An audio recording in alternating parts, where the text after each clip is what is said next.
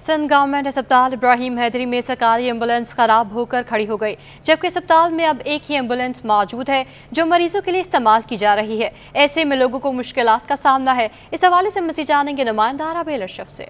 जी बिल्कुल, देखिए इस वक्त मैं मौजूद हूँ सिंध गवर्नमेंट अस्पताल इब्राहिम हैदरी में और यहाँ पर ये सहूलियात है कि यहाँ पर जो है कुछ टाइम कबल जो है कॉमेक्स सर्विसेज का इफ्तिताह किया गया है और यहाँ पर जो है सर्विसेज जो मरीजों को प्रोवाइड की जा रही थी। क्या यहाँ के जो डायरेक्टर हैं उनके मुताबिक PPHI के थ्रू जो है वो सर्विसेज प्रोवाइड की जा रही थी। मेडिसिन की सहूलत भी यहाँ पर मरीजों को दी गई है। तहाँ यहाँ पर एम्बुलेंस की सूरत हाल ये है कि 2 एम्बुलेंस है, जिनमें से एक एम्बुलेंस जो है वो PPHI के तहत चल रही है और दूसरी एम्बुलेंस जो है वो सिंध गवर्नमेंट के तहत चल रही है। जो कि सिंध गवर्नमेंट वाली जो एम्बुलेंस है वो नकारा पड़ी हुई ख़राब हो गई है, जिसकी वजह से ना तो अभी इसको रिपेयर कराया गया है, ना ही जो है उसकी मरम्मत का काम किया गया है। हमारे साथ अभी मौजूद है कमाल शाह साहब, मौजूद है यहाँ के पूरा मीडिया को देखते हैं, इनसे मजीद जान लेते हैं। भाई मुझे बताइएगा कि एम्बुलेंस इस तरह बढ़ पड़ी है, तो ये यहाँ की इब्राहिम हैदरी का एक बड़ा गवर्नमेंट का अस्पताल है, किस तरह की जो है सहूलत होनी चाहिए, एम्बुलेंस को ठीक होना चाहिए या नहीं? देखो, बेसिकली ये तमाम खूबसूरत हॉस्पिटल है पूरे कराची में। अगर जना और सिविल के बाद आप देखा जाए तो वाहिद हॉस्पिटल है, बहुत बड़ी हॉस्पिटल। यहाँ पे जो ना 40 से 50 के करीब डॉक्टर है, इमरजेंसी है। लेकिन कभी कभी इमरजेंसी में ये होता है कि जो ना जो सिंध गवर्नमेंट की दी हुई हो एम्बुलेंस है वो कई सालों से यहाँ सड़ी है, ख़राब है। अगर और अभी जो इदारा एक आया PPHI उन लोगों ने उनको एम्बुलेंस दी हुई है, वो एम्बुलेंस बिल्कुल अभी सही है, क्योंकि रात को इमरजेंसी वगैरह हो जाती है तो उनको जो मरीज़ों को ले जाते हैं। लेकिन हम कहते हैं ये बिल्कुल कम है, और भी ज़्यादा एम्बुलेंस होनी चाहिए, क्योंकि इब्राहिम हैदरी 2 लाख की आबादी है। सिर्फ इब्राहिम हैदरी को ये नहीं देखती, ये कोरंगी, लांडी, रेडीगोट और इलाके के मरीज़ यहाँ पर आते हैं जिनका इलाज होता है। जी बिल्कुल, जैसे कि आपने सुना हमारे साथ कमाल शाह मौजूद है, उनका यही कहना है कि ये बड़ा एक अस्पताल है और इब्राहिम हैदरी क्योंकि ये मछेरों की बस्ती है तो यहाँ पर जो है इस तरह की सिर्फ 2 एम्बुलेंस का होना ज़रूरी नहीं है कि उनका ये कहना है कि एम्बुलेंसेज की तादाद जो है वो बढ़ानी चाहिए, क्योंकि एक एम्बुलेंस है जो कि रात के एमरजेंसी के टाइम पर काम आती है और कभी कभी हम दोपहर में भी देख रहे हैं कि वो काम आती है। लेकिन अगर सिर्फ एक ही एम्बुलेंस होगी तो और 2 लाख की आबादी में एक एम्बुलेंस का होना बहुत ज़्यादा परेशान कुन बात है। उनका साथ साथ ये कहना है कि एम्बुलेंस की फरहमी को यकीनी बनाया जाए, ज़्यादा से ज़्यादा एम्बुलेंस लाई जाए, ताकि जो है मछेरों की जो बस्ती है इब्राहिम हैदरी, उनके यहाँ के जो जितने भी लोग हैं वो ज़्यादा से ज़्यादा मेडिकल की सहूलियात से मुस्तफ़ीद हो सकें। जी, आपको बताएं कराची में पानी का बहरान संगीन हो गया। पानी की शदीद किल्लत से सबसे ज़्यादा मुतासर होने वाले इलाकों में शाह फैसल, कोरंगी, कयूमाबाद, माड़ीपुर शामिल हैं। कश्मीर कॉलोनी में 8 साल से पानी का बहरान जारी है। पानी की शदीद किल्लत के बायस अवाम परेशानी का शिकार हैं। इस हवाले से मज़ीद तफसीलात बताएंगी हमारी नुमाइंदा आयमा खान। जी आयमा खान, बताएगा शहरियों का क्या कहना है? जी बिल्कुल, शहर कायद में जो बुनियादी सहूलियात का फुकदान है वो बढ़ने लगा है। शहर के मुख्तलिफ इलाकों में न गैस है, न पानी है। लोड शेडिंग का भी जो है लोड शेडिंग भी जो है वो इतने ज़्यादा घंटों की जा रही है, जिसके बायस जो है वो शहरियों को शदीद परेशानी है। इलाका मकीन यही कहते हैं कि 8 साल हो गए, इस वक्त हम कश्मीर कॉलोनी में मौजूद है। यहाँ के जो इलाका मकीन है उनका यही कहना है कि 3 साल हो गए हैं गैस की फराहमी मुअत्तल है, उसके साथ ही साथ जो है वो 8 साल से इस इलाके में जो है वो पानी का बहरान जारी है, जिसके बायस इलाका मकीन अपनी मदद आप के तहत यहाँ पे टैंकर्स डलवाते हैं। साथ ही साथ जो है वो छोटे छोटे जो केन्स हैं वो भरवा के जो है वो अपना गुजर बसर कर रहे हैं। मेरे साथ यहाँ के इलाका मकीन मौजूद है, हम इनसे भी मजीद जान लेते हैं। सर बताइएगा, पानी नहीं आता तो आप लोगों को कितनी मुश्किलात होती है? बहुत मुश्किलात जी, पानी तो ज़िंदगी का ऐसे है, आपको पता है। आजकल तो और एक और प्रॉब्लम आ गया है कि वो इन्होंने आर्मी ने वो कैंसिल कर दिए कि आप इतना करेंगे, इतना करेंगे, इतना करेंगे। पैसे लोगों के पास है नहीं है। पहले जो 1 लीटर वो अपना आधा मिलता था तो अभी 14,000 का मिल रहा है वो। अच्छा सर, आप बताइएगा कितना अरसा हो गया है कश्मीर कॉलोनी का ये इलाका है, यहाँ पे पानी नहीं आया और गैस की फराहमी मुअत्तल है? एक्चुअली मैं बता, यहाँ शिफ्ट हुआ था तकरीबन 2 साल हुए हैं मुझे। तो उससे पहले ये होता था कि हफ्ते में 10 दिन में 15 दिन में पानी आ जाता था। अब ये हुआ है ना कि कभी 2 महीने तक ले गए, 2 महीने से 4 महीने तक ले गए, 4 महीने से अब ये हो गया कि तकरीबन 6 महीने से पानी का हमने कतरा भी नहीं देखा। आप टैंकर डलवाते हैं वो महंगा पड़ता है, छोटे छोटे बच्चे होते हैं, गरीब लोग हैं, कोई ऐसा तो है नहीं है ना कि बहुत बड़े कोई कारोबारी लोग रहते हैं। सब मजदूर तबका है, सफ़ेद पोश तबका है, तो गुजारा कर रहे हैं। अब उसके बाद फिर ये हुआ ना कि गैस बंद हो गई।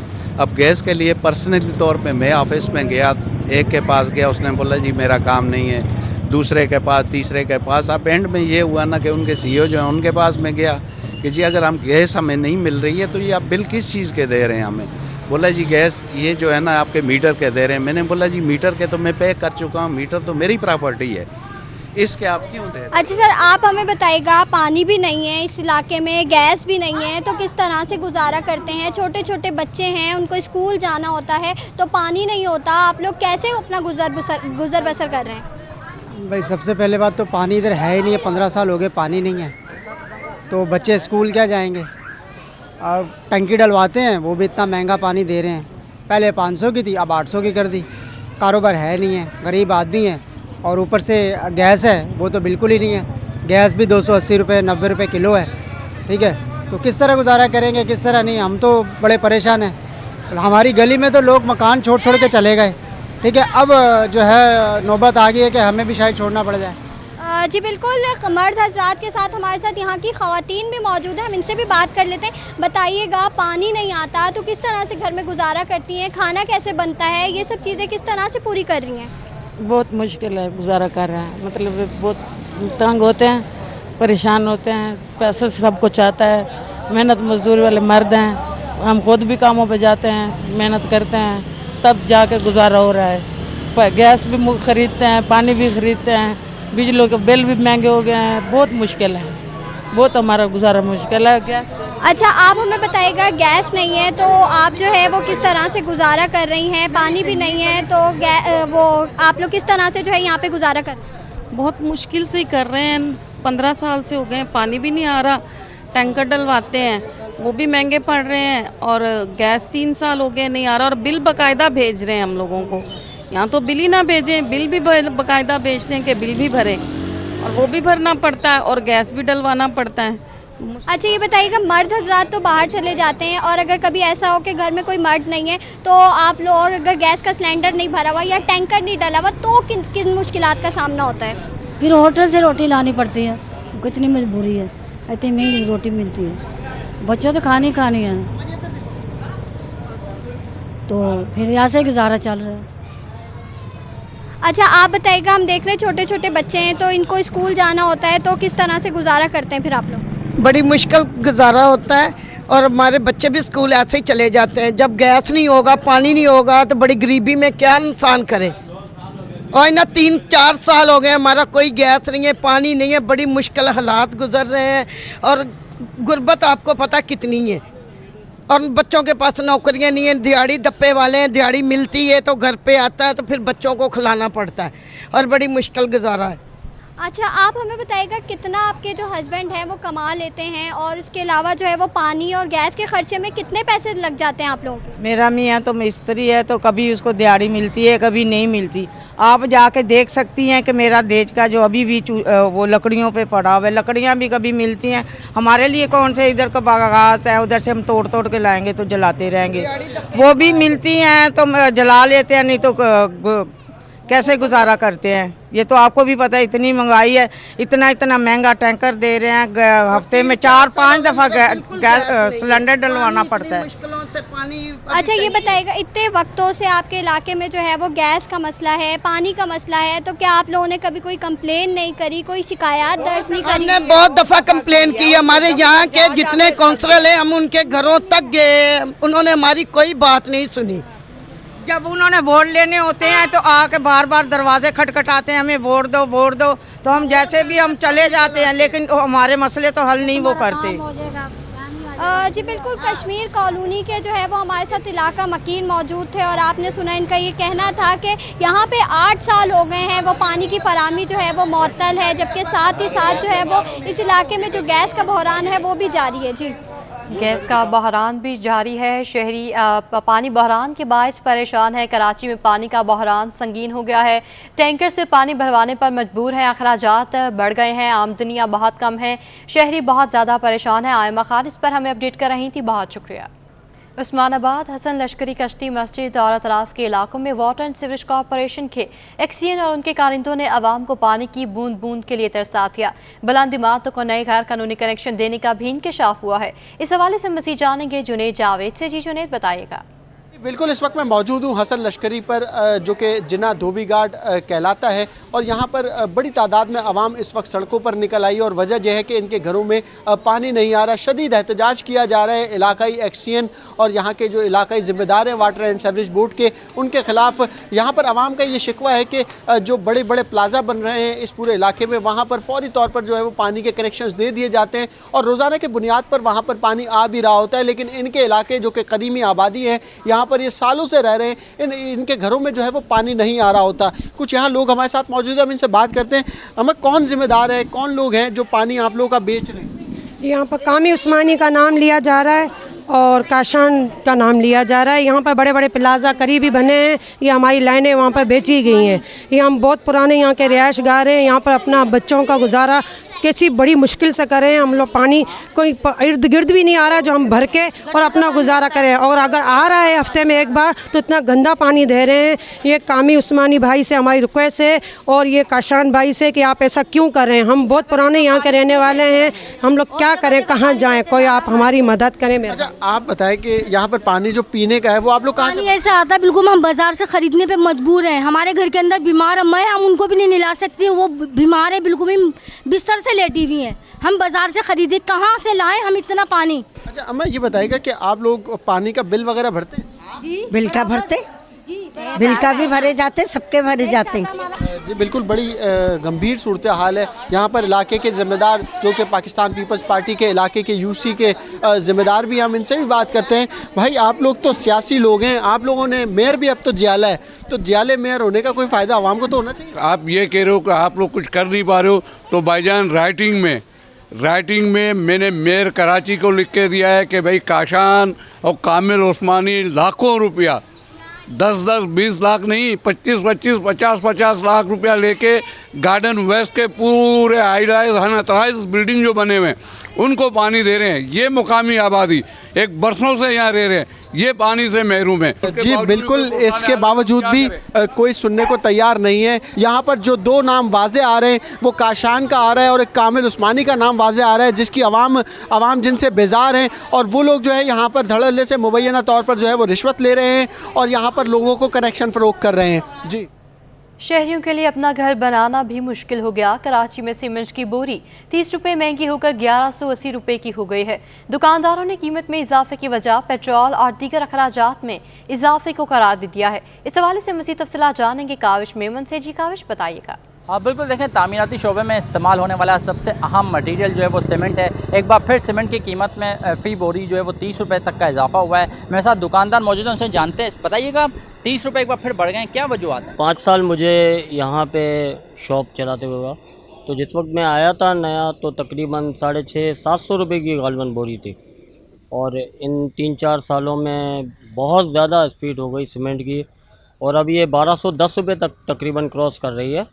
1150, मतलब हमारी ओल्ड मार्केट है, 100 साल तक करीब हमारी मार्केट को हो गया है, तो 50 रुपये फिर भी हम लोग पब्लिक को चाहते हैं रिलीफ मिले, मगर तामीराती शोबा इस हवाले से बिल्कुल मांद हो चुका है और हमारी दुकानदारी भी इस हवाले से काफ़ी मुतासिर हुई है, क्योंकि हम जो पहले जो निचले दर्जे का शख्स होता था, ख़रीदारी के लिए आता था, तो उसको ज़रा आफियत होती थी, मगर अभी काफ़ी महंगाई हो गई है।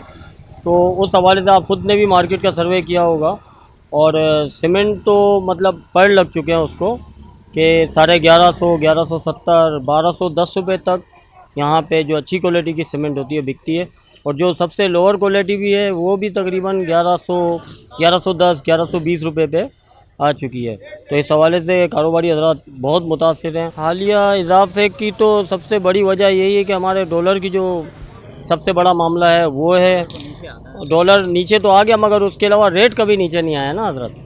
डॉलर तो हमेशा नीचे आया, मतलब अगर उसके हवाले से देखा जाए तो हमारी जो भी हमारे मामला आते हैं आमतौर हफ्ते जो भी है वो भी हर किसी को सस्ता तो होना चाहिए था मगर नहीं हुआ, उल्टा हाँ पेट्रोल वगैरह कोई भी नीचे नहीं आया रेट, और सब रेट हाई हो रहे हैं अभी तक इस हवाले से। बिल्कुल, देखें जो दुकानदार है वो महंगाई को वजह करार देना और कह रहे हैं कि डॉलर तो ज़रूर नीचे आ रहा है, लेकिन दूसरी तरफ पेट्रोलियम मसनूआत की कीमतों में इजाफे की वजह से मार्केट में अनसर्टेनिटी की कैफियत है, और उस वक्त 30 रुपये के हिसाब से जो है फी बोरी पर। आगे बढ़े और आपको बताएं, कराची में 4 यूसी चेयरमैन और 2 वाइस चेयरमैन के 57 उम्मीदवार मैदान में। मेयर मुर्तजा वहाब और डिप्टी मेयर सलमान अब्दुल्ला मुराद यूसी चेयरमैन के उम्मीदवारों में शामिल हैं। इस हवाले से मज़ीद तफसीलात जानेंगे आजिज जमाली से। जी आजिज, बताएगा कि 57 उम्मीदवारों में और कौन कौन शामिल है? जी देखिए, ये जो 5 नवंबर को बल्दियाती ज़मीनी इलेक्शन हो रहे हैं, इलेक्शन कमीशन ने उम्मीदवारों की फहरिस्त जारी कर दी है। 57 उम्मीदवार में यूसी और यूसी चेयरमैन और नायब चेयरमैन के इलेक्शन में हिस्सा ले रहे हैं। क्योंकि इसकी खासी अहमियत इसलिए है कि मौजूदा मेयर कराची मुर्तज़ा वहाब और डिप्टी मेयर सलमान अब्दुल्ला मुराद भी यूसी चेयरमैन का इंतखाब लड़ रहे हैं। मुर्तज़ा वहाब 3 हलकों से और सलमान अब्दुल्ला मुराद 1 हलके से यूसी चेयरमैन का इंतखाब लड़ रहे हैं। और इन चारों हलकों पर वाइस चेयरमैन के लिए भी पाकिस्तान पीपल्स पार्टी के उम्मीदवार हैं। 57 उम्मीदवार मुकाबले में हैं। और जो जिन जमातों के उम्मीदवार मुकाबले में उनमें जमात इस्लामी है, पीटीआई है, टीएलपी है और कहीं कहीं आज़ाद उम्मीदवार भी इनके मुकाबले में हैं। मुर्तज़ा वहाब के मुकाबले में यूसी इब्राहिम हैदरी से जमात इस्लामी के उम्मीदवार मुकाबला करेंगे। इसी तरह यूसी सदर टाउन से जो मुकाबला है उसमें भी जमात इस्लामी पीटीआई के तीनों के उम्मीदवार हैं। इसी तरह जो केमाड़ी से माड़ीपुर टाउन से मुर्तज़ा वहाब इलेक्शन में हिस्सा ले रहे हैं, उसमें तीनों जमातों के उम्मीदवार के मुकाबले में हैं। तो मजमूई तौर पे 57 उम्मीदवार हैं, जिनमें आज़ाद उम्मीदवार भी शामिल हैं जो मुर्तज़ा वहाब और सलमान अब्दुल्ला मुराद का ज़िमनी इलेक्शन में मुकाबला करेंगे। ज़िमनी इलेक्शन में मुकाबला करेंगे 57 उम्मीदवार। आज जमाली अपडेट कर रहे थे, बहुत शुक्रिया। सोशल मीडिया पर सिंध पुलिस के नाम से दर्जनों जाली आईडीज चलने का इंकशाफ। सिंध पुलिस ने जाली आईडीज चलाने वालों के खिलाफ कार्रवाई शुरू कर दी है। तर्जुमान के मुताबिक इस हवाले से FIA साबिक क्राइम से रुजू किया जा रहा है। इस हवाले से मज़ीद तफसीलात जानेंगे हमारे नुमाइंदे मेराज अख्तर हमारे साथ मौजूद हैं। जी मेराज, बताइएगा। हाँ जी, देखिए बिल्कुल सिंध पुलिस के हवाले से जो है सोशल मीडिया पर मुख्तलिफ आईडीज जो है वो गर्दिश कर रही हैं, जिनके लाखों की तादाद में फॉलोअर्स भी हैं। इनका इंकशाफ हुआ है। तकरीबन ये 15 से 16 आईडीज हैं, जिसमें कहीं IG सिंध की तस्वीर है, कहीं पुलिस चीफ कराची की तस्वीर लगाई गई है और उसको जो है मंसूब किया गया है सिंध पुलिस से और कराची पुलिस से। लेकिन तर्जुमान सिंध पुलिस का ये कहना है कि उनका इन आईडीज से कोई ताल्लुक नहीं, ये तमाम की तमाम जाली करार दी गई हैं आईडीज। ये जाली आईडीज हैं जिसके जरिए आवाम को गुमराह किया जा रहा है। आवाम को जो है वो इसके लिए इन्होंने जो है कार्रवाई शुरू की है और जो लोग इसको ऑपरेट कर रहे हैं इन आईडीज को, उनके हवाले से इन्होंने साइबर क्राइम FIA से भी रब्ता किया है ताकि जल्द से जल्द इनको गिरफ्तार किया जाए और इनके आईडीज को जो है फौरी तौर पर बंद करवाया जाए। फिलहाल अभी तक जो है 14 से 15 ऐसी आईडीज हैं जो कि सामने आई हैं। मजीद इस हवाले से जो है पुलिस काम कर रही है ताकि सोशल मीडिया पर जो पब्लिक की अवेयरनेस के लिए जो उनकी अपनी साइट्स हैं उन पर इतने फॉलोवर्स नहीं है। ये भी हैरतनाक बात है जितने फॉलोवर्स इन जाली आईडीज पर थे। बहरहाल इस हवाले से भरपूर कार्रवाई जारी है और पुलिस का ये कहना है कि जल्द ही इसमें जो मुलविस लोग हैं उनको कानून की गिरफ्त में लाया जाएगा। कानून की गिरफ्त में लाया जाएगा मुलविस लोगों को। मेराज अख्तर अपडेट कर रहे थे, बहुत शुक्रिया। सिंध से 19 ग्रेड के 20 से ज्यादा अफसरान वफाकी और सूबाई इदारों में तैनात। अफसरान अगले ग्रेड में तरक्की के हसूल के लिए सीनियर मैनेजमेंट कोर्स पर चले जाएंगे। इस हवाले से मज़ीद तफसीलात जानेंगे आज़ाद नोड़ियों से। जी आज़ाद, बताइएगा। जी बिल्कुल, सिंध के पुलिस ग्रेड के 20 से ज्यादा अफसरान आज ट्रेनिंग पर जाएंगे। अफसरान अगले ग्रेड में तरक्की के लिए सीनियर मैनेजमेंट कोर्स करेंगे। अफसरान में वफाकी और सूबाई इदारों के अफसरान शामिल हैं, जबकि director general Sindh food control authority Agha Fakhar Hussain ने ट्रेनिंग पर जाने से मना कर दिया। उन्होंने जवाब जाहिर किया है कि उनकी तबियत जो है ना वो बेहतर नहीं, जिसके बाद वो ट्रेनिंग नहीं कर सकते हैं। जो ट्रेनिंग पर जाएंगे उनमें चीफ एग्जीक्यूटिव अफसर PTHI जावेद अली जागीरानी, पुलिस अफसर इमरान शौकत ट्रेनिंग पर जाएंगे। इसके अलावा additional collector custom Amir Rashid, additional director general transit trade Karachi doctor Sadia Sadaf जो है वो भी ट्रेनिंग पर जाएंगे। इसके अलावा additional director custom Yusuf Ali Khan Mansi, additional commissioner RTO1 Karachi Mumtaz Ali Boyo भी ट्रेनिंग पर जाएंगे। इसके अलावा commissioner revenue board Karachi Tariq Hussain Chunio भी जो है ट्रेनिंग पर जाएंगे। इसके अलावा additional commissioner CTO Karachi Malak Waqas Nawaz भी ट्रेनिंग पर जाएंगे। आज़ाद नोड़ियों हमें अपडेट कर रहे थे तैनातियों के हवाले से, बहुत शुक्रिया। महकमा बल्दियात के अनोखे फैसले, जूनियर अफसर को म्यूनसिपल कमिश्नर लगा दिया गया। माजरा क्या है जानेंगे अपने नुमाइंदे जुनैद जावेद से। जी जुनैद बताइएगा। देखिए जी, महकमा बल्दियात की जानिब से अनोखे फैसले किए जाते रहे हैं और अब फेवरेटिज्म भी जो है वो रूट पर पहुंच चुका है। ग्रेड 16 के एजाज अहमद शेख हैं जिनको जिना टाउन का म्यूनसिपल कमिश्नर लगा दिया गया है। जबकि म्यूनसिपल कमिश्नर के लिए जो काबिलियत चाहिए या ग्रेड चाहिए वो ग्रेड 17 और ग्रेड 18 का जो अफसर है वही जो है वो म्यूनसिपल कमिश्नर लग सकता है, लेकिन ये बनाया गया है। दूसरी जानिब हम ये भी देख रहे हैं कि जो इनका ग्रेड है वो पे स्लिप के ऊपर वाज़े तौर पर ग्रेड 16 लिखा हुआ है, जबकि मलिक टाउन से इस वक्त जो है वो अपनी तनख्वाह जो है वो ले रहे हैं। दूसरी जानिब जब हमने महकमा लोकल गवर्नमेंट के जो डायरेक्टर लोकल गवर्नमेंट 1 है जैनुल आबिदीन खान मलिक, हमने उनसे रब्ता किया और इस हवाले से मामले की जो है वो बात करने की कोशिश की, तो उनका ये कहना है कि ये जो एजाज अहमद शेख है इन्होंने अपना ग्रेड 16 करवा लिया, लेकिन बात यह है कि जब एक शख्स ने अपना ग्रेड 17 में तकर्रुर करवा लिया है तो वो ग्रेड 16 की तनख्वाह क्यों उठाएगा और मुस्तकिल जो है वो 5 ग्रेड 17 पे तकर्रुर करवा दिया है तो 16 पर क्यों जाएगा। जुनैद जावेद अपडेट कर रहे थे, बहुत शुक्रिया। डिस्ट्रिक्ट ईस्ट की इंतजामिया ने ऑनलाइन डोमिसाइल और PRC के इजरा के लिए काम का आगाज कर दिया है। तफसीलात जानेंगे रिजवान अहमद से। जी बिल्कुल, टेक्नोलॉजी ने हज़रत इंसान की ज़िंदगी को आसान बनाना शुरू कर दिया है। इसी जिद्दत को अपनाया है डिस्ट्रिक्ट ईस्ट की इंतज़ामिया ने, जहां डोमिसाइल और PRC के सारे निज़ाम को जो है वो डिजिटलाइज़ किया जा रहा है। इस हवाले से आवाम को क्या सहूलियात मिलेंगी और क्या ये मंसूबा है, ये जानते हैं। असिस्टेंट कमिश्नर हमारे साथ मौजूद हैं फ़िरोज़ाबाद, नेहा शाह, उनसे बात करते हैं। बहुत शुक्रिया मैम, फरमाइएगा ये डिजिटलाइज़ करने से क्या आवाम को जो है फ़ायदा हासिल होगा? थैंक यू सबसे पहले कि आपने ज़रूरी समझा कि इस चीज़ को कवरेज दी जाए और ये हमने इनिशिएटिव लिया है। इसके ऊपर 2 हफ्ते हमें हुए हैं यहाँ पे नई इंतज़ामिया को आए हुए और हमें यहाँ पे आके फ़ील हुआ कि लोगों को काफ़ी हैसल हो रहा है कि वो बाहर जाके एजेंट्स के थ्रू जो है डोमिसाइल बनवाते हैं, फ़ाइलें बनवाते हैं, यहाँ लेकर आते हैं। उसमें भी थोड़ा टाइम लगता है वेरिफिकेशन के प्रोसेस के अंदर। तो उसके ऊपर एक मीटिंग हमने कंडक्ट करी थी DC साहब ने। उस मीटिंग के अंदर फिर ये फाइनलाइज़ हुआ कि अभी जो एग्जिस्टिंग प्रोसेस है उसको पूरा चेंज करके हम ऑटोमेट कर देंगे और डिजिटलाइजेशन की तरफ लेके जाएंगे। इसमें आवाम को 2-3 चीज़ें जो मेन है वो मैं यहाँ पे ज़रूर बताना आपको चाहूँगी कि एक तो इसके अंदर ये कि हम एक वेब बेस्ड सिस्टम बना रहे हैं जिसके अंदर सबके पास लिंक्स अवेलेबल होंगी ऑनलाइन।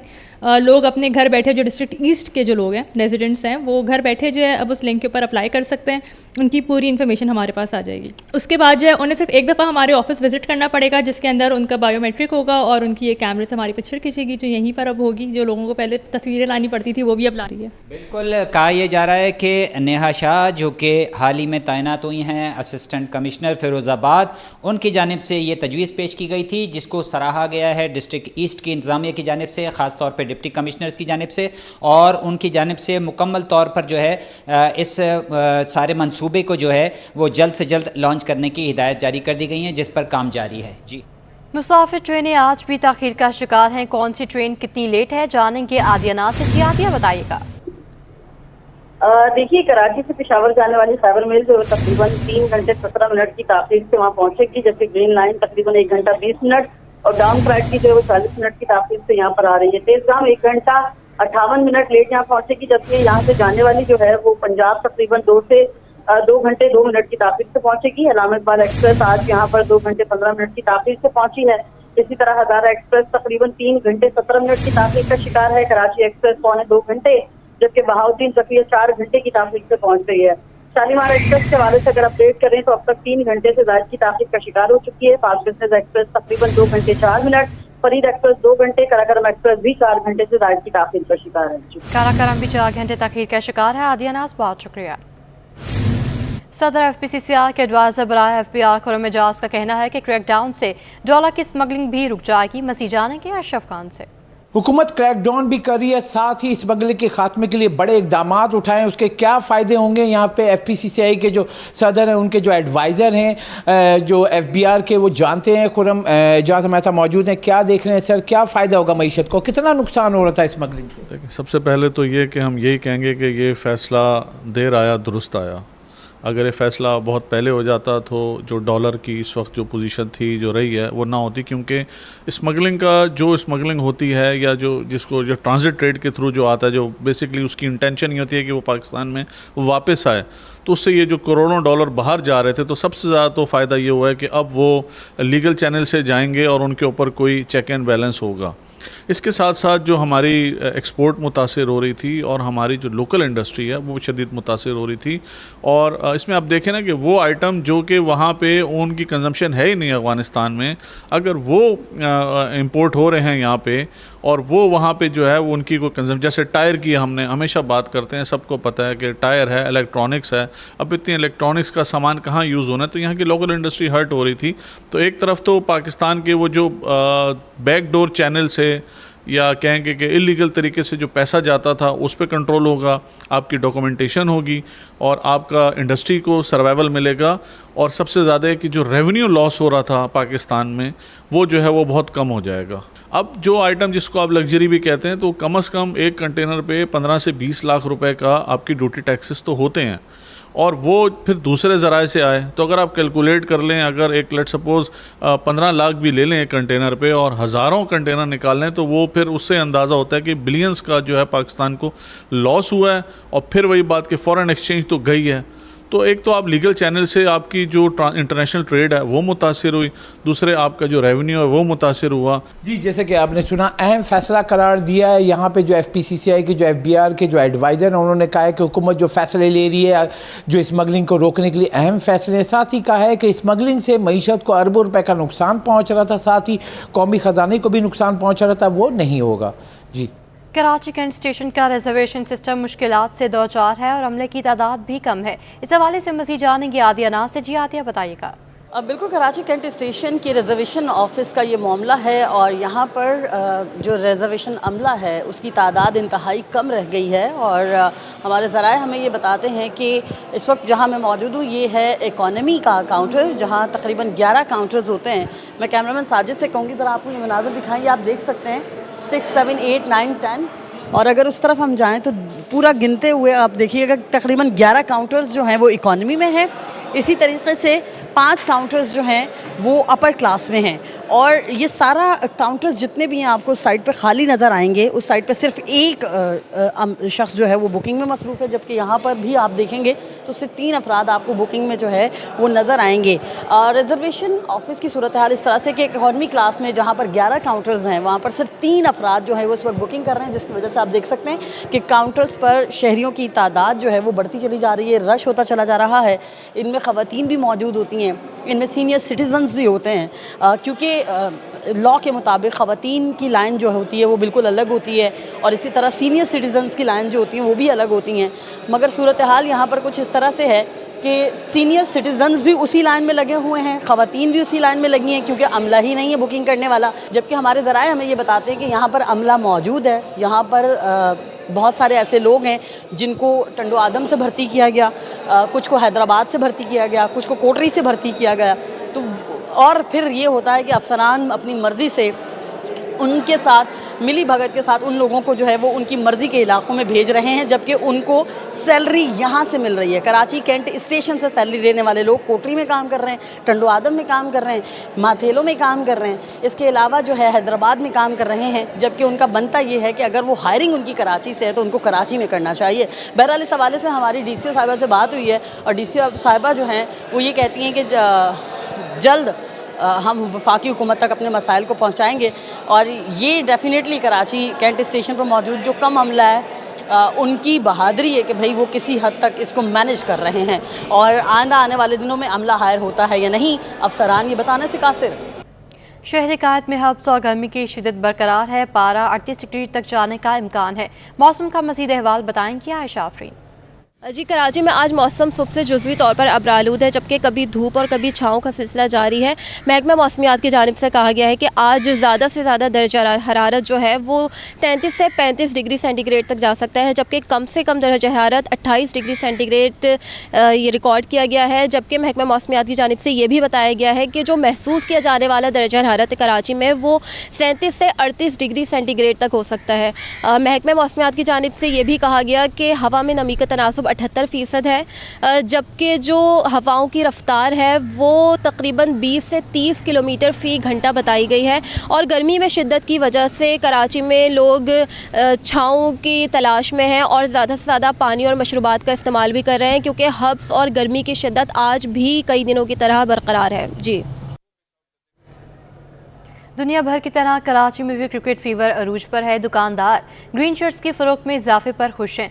मज़ीद जानेंगे हमारे नुमाइंदे जावेद इकबाल से। जी, वर्ल्ड कप का आगाज़ होते ही शहर कायद में मुल्क भर की तरह शर्टों की फ़रोख्त भी शुरू हो चुकी है और आप देखेंगे कि ज़बरदस्त किस्म की टी शर्ट बन के आई पाकिस्तान टीम की ICC men's cricket world cup India 2023 और पाकिस्तान सब्ज़ हलाली परचम भी इसमें नुमाया है और ग्रीन शर्ट्स है। ग्रीन शर्ट्स यही अब कल भी के मैदान में भी उतरेगी और देखें आप बड़ी तादाद में छपाई हो चुकी शर्टों की और यहाँ पे शर्टें आ चुकी हैं, मुख्तलिफ मार्केटों में जा रही हैं और ये बड़ी दुकान है क्योंकि लाइट हाउस कराची में एक बड़ी दुकान मानी जाती है। यहाँ से पूरे शहर नहीं बल्कि मुल्क भर में यहाँ सप्लाई होती है। हम यहाँ के दुकानदार ख़रीदार दोनों से बात करेंगे। पहले हम दुकानदार से बात कर लेते हैं। सर, किस तरह रिस्पॉन्स आ रहा है अब तक, क्योंकि अभी तो वर्ल्ड कप शुरू हुआ, आज शुरुआत है बिल्कुल।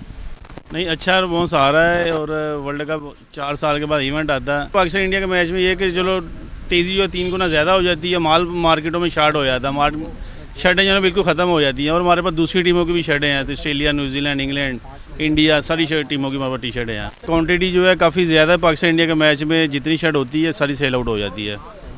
अपने के दुकानदार पुरुमीद हैं कि जब पाकिस्तान इंडिया का मैच करीब आएगा तो यकीनन इनकी सेल में और इजाफा होगा। हमारे साथ एक ख़रीदार भी मौजूद है, हम इनसे भी बात करेंगे। पाकिस्तान टी शर्ट लेना है? जी हाँ। तो क्या जहन में है कि नाम वाम भी लिखवाएंगे और कितनी क्या मैच देखने कहीं जाएंगे बड़ी स्क्रीन वगैरह पे, किस तरह से प्रोग्राम बना रहे हैं पाकिस्तान इंडिया के मैच? यार देखिए, इंशाल्लाह नाम भी लिखवाएंगे, रिजवान का, शाहीन का, कि बेस्ट प्लेयर है हमारे ये। यार इंशाल्लाह देखिए, जैसे 92 का था ना, तो इंशाल्लाह दुआ करें कि हम ज़रूर जीतेंगे। दुआओं में बड़ी वो होती है और हमारी पूरी जो कौम है ना, कुछ भी हो, मैच हारे या जीते, हम मोहब्बत क्रिकेट से करते हैं और पाकिस्तान से करते हैं। सुना आपने के ख़रीदार हैं, दुकानदार बड़े पुरुमीद हैं, पुरअज़म है। इनका कहना है कि पाकिस्तान इंडिया के मैच के समेत पूरे वर्ल्ड कप में सपोर्ट करेंगे पाकिस्तान टीम को। और आज शायकीन हैं, जो क्रिकेट के फ़ैन हैं, जो परस्तार हैं, वो चाहते हैं कि क्रिकेट की टी शर्ट पहन के पाकिस्तान टीम को सपोर्ट करें। और यहाँ आपको और भी पता चलूँ कि यहाँ सिर्फ पाकिस्तान की टी शर्ट नहीं फ़रोख्त की जा रही बल्कि इंडिया की भी है। उसके अलावा ऑस्ट्रेलिया की डिमांड बहुत ज़्यादा। देखिए, इंडिया की टी शर्ट बनी है तो कुछ लोग इंडिया की टी शर्ट भी यकीनन जब दुकानदार ने बनाई तो इसी उम्मीद से बनाई कि फ़रोख्त भी होगी, तो फ़रोख्त की जा रही है। और एक अच्छा माहौल है स्पोर्ट्समैन स्पिरिट का पाकिस्तान की जानिब से हमेशा मुजाहरा होता है, लेकिन भारत की जानिब से बिल्कुल नहीं किया जाता। लेकिन शायकीन एक उम्मीद और आस लगाए बैठे, पाकिस्तान वर्ल्ड कप में अच्छा खेलेगा और शायकीन को, कौम को खुशखबरी देगा। जी, पाकिस्तान स्पोर्ट्स बोर्ड में PNF नेटबॉल कप टूर्नामेंट की इफ्तिताही तकरीब जारी है। मज़ीद जानेंगे मोहम्मद हमाद से। अजय, पाकिस्तान स्पोर्ट्स बोर्ड में PNF नेटबॉल कप 2023 का आगाज़ हो चुका है और इसकी इब्तिदाई तकरीब जो है काफ़ी शानदार हुई, जिसमें जो है मुख्तलिफ स्कूल, कॉलेजेस और जो है यूनिवर्सिटीज़ के तलबा व तलबात ने शिरकत की है। इस कप में तकरीबन 38 के करीब जो है इसमें टीमें हैं, जबकि हमारे साथ इस वक्त मौजूद है जो है पाकिस्तान नेटबॉल के प्रेसिडेंट मुदस्सिर रनाई। हम उनसे बात कर लेते हैं। मुदस्सिर भाई, बड़ा ही ज़बरदस्त इवेंट ऑर्गेनाइज़ कराया आपने, बड़ी ज़बरदस्त इब्तिदाई तकरीब थी। क्या समझते हैं कितना ज़रूरी है जो है ग्रास रूट लेवल पे बच्चों को खेलों की सरगर्मियों की तरफ लाना, क्योंकि यही वो बेसिक है जहाँ से बच्चे जो है निकल कर आगे अच्छे लेवल पे किसी ज़बरदस्त किस्म से किसी अच्छे स्पोर्ट्स में जाकर अपना नाम बना सकते हैं। देखिए, Pakistan netball federation grass root level पे बड़ा काम कर रही है, स्पेशल फोकस किया हुआ है गर्ल्स को। और पाकिस्तान नेटबॉल फेडरेशन हर साल जो है PNF नेटबॉल कप का आगाज़ करती है और इस साल का जो PNF कप हो रहा है, जो कि 9 अक्टूबर से 12 अक्टूबर तक मुनक़िद हो रहा है, इसके अंदर 48 टीम्स पार्टिसिपेट कर रही हैं, जिसमें 6 डिफरेंट कैटेगरीज है, अंडर 13, अंडर 15, 17, 19 और ओपन कैटेगरी। इसके साथ साथ हमने बॉयज़ की भी एक कैटेगरी रखी है ओपन कैटेगरी में। तो इस तरह 6 कैटेगरीज इसमें पार्टिसिपेट कर रही हैं और बेसिकली हमारा जो मकसद है ग्रास रूट लेवल पे नेटबॉल स्पोर्ट्स को और हेल्दी एक्टिविटी को अच्छा बनाना और इसको जो ग्रास रूट लेवल से ले जाके हम इंटरनेशनल लेवल पे लेके जाते हैं बच्चों को। जो बच्चे अच्छा परफॉर्म करते हैं हम उनको नेशनल लेवल पे, इंटरनेशनल लेवल पे पाकिस्तान को रिप्रेजेंट करते हैं वो साउथ एशियन गेम में, एशियन गेम में। तो हमारी कोशिश ये है कि हम ग्रास रूट लेवल पे ज़्यादा से ज़्यादा फोकस करें। भाई, जैसे कि आपने बताया कि नेशनल लेवल पे, फिर इंटरनेशनल लेवल पे भी जो है बच्चे यहाँ से जा चुके हैं, तो मुझे कुछ ऐसे बच्चों के नाम बताएंगे जिन्होंने आगे जाके जो किसी बड़े लेवल पे, इंटरनेशनल लेवल पे या एशियन लेवल पे मेडल्स भी पाकिस्तान के लिए लिए? देखिए इसी PNF कप की बदौलत जो हमने ग्रास रूट लेवल पे काम किया है उसके अंदर कुरतुलैन है जो पाकिस्तान टीम की कैप्टन है वो यहीं की है, निशा सुल्तान है, ज़ैनब राहील है, ज़ैनब शुजात है, इस तरह की और भी बच्ची हैं, हमना मुदस्सर है, इस तरह डिफरेंट बच्ची हैं जो कि इस एकेडमी से इस ग्रास रूट लेवल से बहुत आगे तक गई हैं, जिन्होंने साउथ एशियन बीच गेम में ब्राउन मेडल हासिल किया, इंटरनेशनल सीरीज़ के अंदर उन्होंने गोल्ड मेडल हासिल किया। तो ये एक डेवलपमेंट का सिलसिला जारी है। हमारे साथ मौजूद हैं इस PNF नेटबॉल कप के ऑर्गेनाइज़र भी हैं और प्रेसिडेंट भी है नेटबॉल के। इनका ये कहना है कि ग्रास रूट लेवल पर हर साल जो इस कप को कराया जाता है और इसी कप की बनास्बत पर यहाँ से बच्चे जो है वो निकाले जाते हैं और फिर उनको नेशनल लेवल पे और इंटरनेशनल लेवल पे मौका दिया जाता है, फिर ये वहाँ पर जाकर जो है पाकिस्तान के लिए मेडल जीतते हैं और पाकिस्तान का नाम रोशन करते हैं।